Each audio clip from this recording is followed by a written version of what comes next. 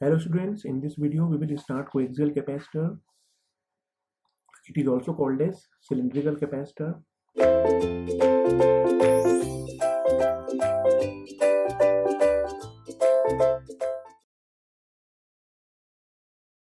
It is also called as cylindrical capacitor, and this is the diagram which is shown here. There are two concentric cylinders.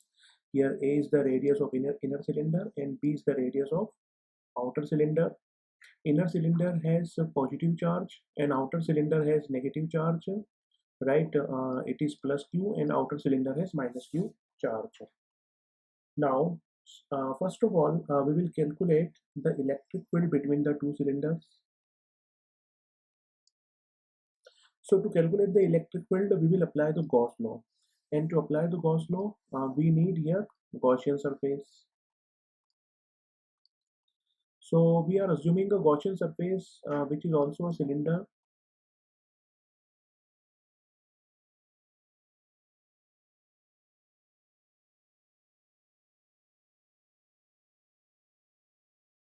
So we are assuming here one cylinder which will behave as a Gaussian surface. Okay, suppose this cylinder has radius is equal to rho. So we will apply here Gauss law, and Gauss law is d vector dot ds vector is equal to charge enclosed. So only though whatever is the flux, this flux will be through the curved surface because the electric field lines are in this way. These are the electric field lines. So there will be no flux which will cross to the top and bottom surface. So for top and bottom surface, flux will be equal to 0. So that we have taken for the curved surface, d into ds is equal to charge enclosed. Charge enclosed is plus q. So d into 2 pi rho l is equal to q. So d is equal to q upon 2 pi rho l. Direction is arrow. So electric field is q upon 2 pi epsilon rho l. Direction is arrow. So the voltage is it is plus minus integration E vector dot dl vector. We are taking here minus sign. So limit will be from B to A, q upon 2 pi epsilon rho l arrow dot d rho arrow vector. So it is voltage is equal to minus q upon 2 pi epsilon l integration 1 upon rho with respect to rho, and the limit is from B to A. So it is minus q upon 2 pi epsilon l ln A minus ln B.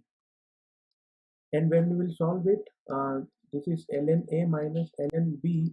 So this will term as ln A by B. But here is the minus sign, and due to the minus sign, B and A will change their position. So B is equal to q upon 2 pi epsilon l ln B by A.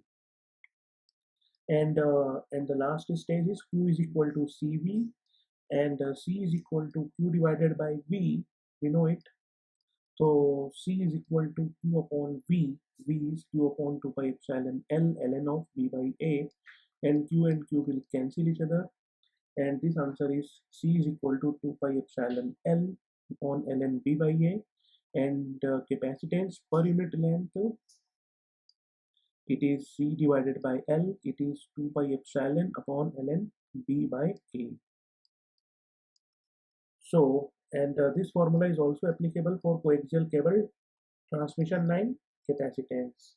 So it is 2 pi epsilon upon ln B by A. This is capacitance per unit length. This is very important formula. So thank you students for watching the video.